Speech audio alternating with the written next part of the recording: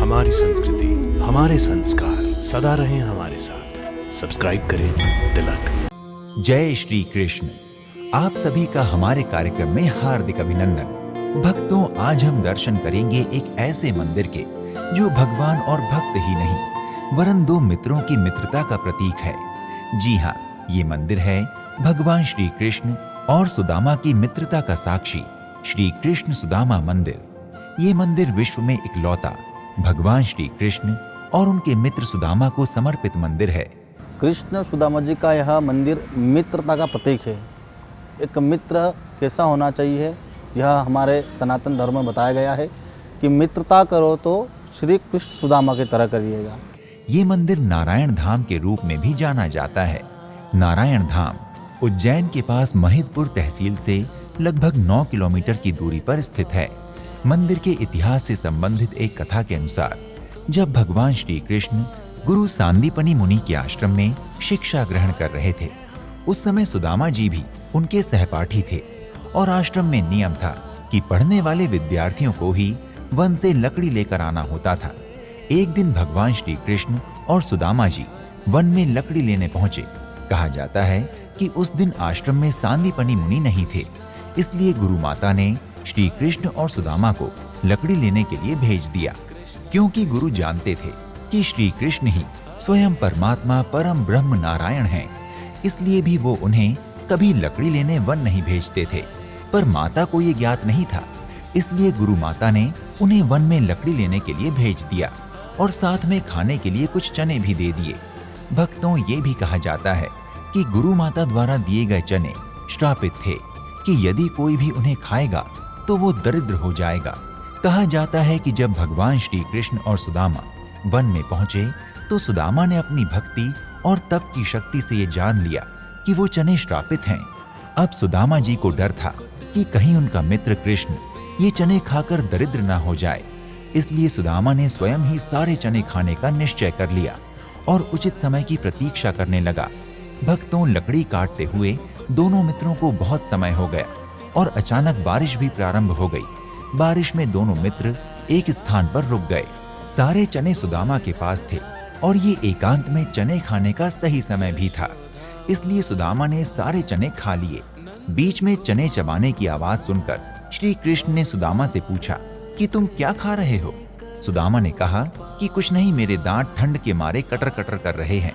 और इस तरह से सुदामा ने चने खा लिए। यही मित्रता धर्म है।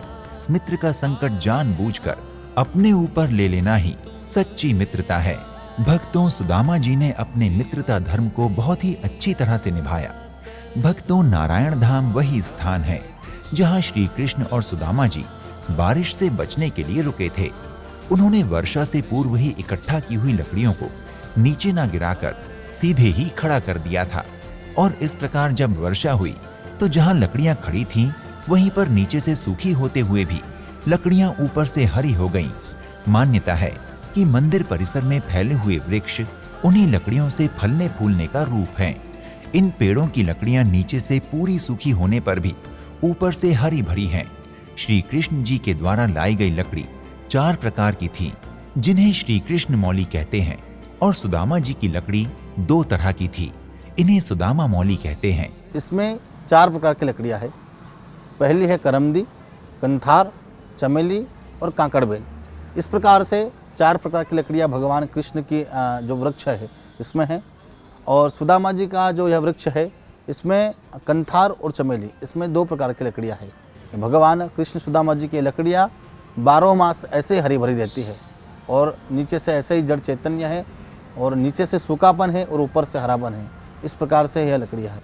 आज भी वही लकड़ियां इस मंदिर परिसर में फल फूल रही हैं।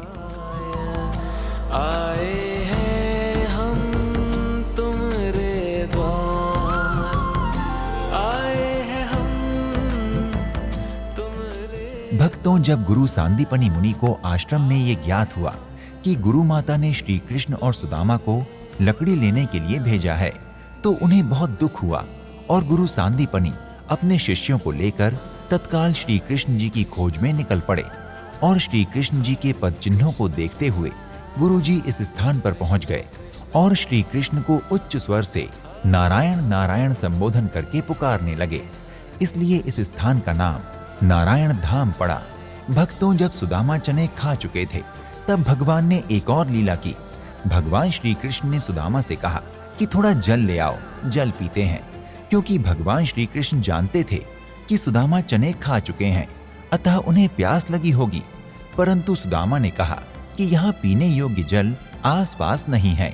तो भगवान ने कहा कि यहाँ पास में ही एक कुंड है, तुम वहां से मिट्टी हटाओ, नीचे से सुंदर जल प्रकट होगा।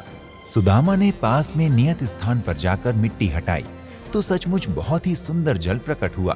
तब दोनों मित्रों ने अपनी प्यास बुझाई। आज भी यहाँ वो स्थान दामोदर कुंड के नाम से स्थित है। देवकी नंदन मधुसूदन वासुदेवाय यदुनंदन। भक्तों, नारायण धाम में स्थित श्री कृष्ण सुदामा मंदिर मित्रता का एक अनोखा प्रतीक है। एक और सुदामा ने लौकिक सुखों का त्याग कर अपने मित्र श्री कृष्ण के लिए निर्धनता को चुना, वहीं भगवान श्री कृष्ण जी ने निर्धन सुदामा को त्रिलोक का वैभव देने का निश्चय कर लिया और अपने निश्चय के अनुसार ही भगवान श्री कृष्ण जी ने सुदामापुरी का निर्माण करवाया और सुदामा को अपने जैसा वैभव प्रदान किया। भगवान श्री कृष्ण ने भी अपनी मित्रता को ऐसे निभाया कि जो मित्रता का अद्वितीय उदाहरण है। इसलिए आज भी इस मंदिर की महत्ता अत्यधिक है, क्योंकि ये मित्रता का साक्षी एकमात्र मंदिर है जो भक्त और भगवान के साथ मित्र और मित्र के प्रेम सूत्र का प्रतिपादन करता है। मंदिर तो अति प्राचीन है, जिसका जीर्णोद्धार अहिल्याबाई होलकर द्वारा करवाया गया था। मंदिर के गर्भगृह में भगवान श्री कृष्ण जी के साथ सुदामा जी के बड़े ही सुंदर दर्शन होते हैं। यहाँ पर भगवान श्री कृष्ण दीन और आर्त भक्तों की प्रार्थना पर उन्हें संकटों से छुड़ाकर और उनकी दरिद्रता को मिटाकर सब प्रकार के वैभव प्रदान करते हैं, जैसे उन्होंने सुदामा को किए थे। इसलिए जीवन में हारे और थके लोग जो बहुत ही निराश हो चुके हैं, वो भी श्री कृष्ण सुदामा मंदिर में आकर भगवान के सामने दुखों का नाश करने की प्रार्थना करते हैं। भगवान उन्हें संकटों से मुक्त कर वैभव प्रदान करते हैं। मंदिर में ही भगवान श्री कृष्ण जी के बाल रूप के भी दर्शन होते हैं, जो झूले में विराजमान हैं। भगवान झूलन लाल को झूला झुलाने वाले भक्तों को भगवान सर्व सुख प्रदान करते हैं। मंदिर परिसर बहुत ही सुंदर और शांतिपूर्ण है। यहाँ पहुँचने पर कितनी भी व्यथा क्यों ना हो, मन शांत हो जाता है और श्री कृष्ण जी के दर्शन करते ही एक अद्भुत ऊर्जा का संचार होने लगता है। मंदिर में पूर्णिमा उत्सव बहुत ही धूमधाम से मनाया जाता है। मंदिर में भगवान विष्णु एवं अन्य देवी देवताओं की प्राचीन प्रतिमाएं हैं। साथ ही भगवान भोलेनाथ भी कुंड के समीप नंदी जी के साथ विराजमान हैं। मंदिर बहुत ही सुंदर और विशाल है। मंदिर प्रांगण की ऊर्जा बहुत ही सकारात्मक है। मंदिर में आरती का समय प्रातः 7 बजे तथा संध्या आरती का समय 7:30 बजे है। आप उज्जैन स्थित नारायण धाम मंदिर के दर्शनों के साथ ही यहाँ स्थित अन्य मंदिरों के दर्शन भी कर सकते हैं, जैसे श्री महाकालेश्वर मंदिर, नागचंद्रेश्वर मंदिर, विक्रम कीर्ति मंदिर, नगरकोट की रानी मंदिर, मंगलनाथ मंदिर, श्री 24 खंबा माता मंदिर, रामघाट, श्री नवग्रह मंदिर, इस्कॉन मंदिर, त्रिलोकेश्वर मंदिर, गोपाल मंदिर तथा भारत माता मंदिर आदि। आप नारायण धाम उज्जैन की यात्रा अपनी सुविधा अनुसार वायु मार्ग, रेल मार्ग अथवा सड़क मार्ग से कर सकते हैं।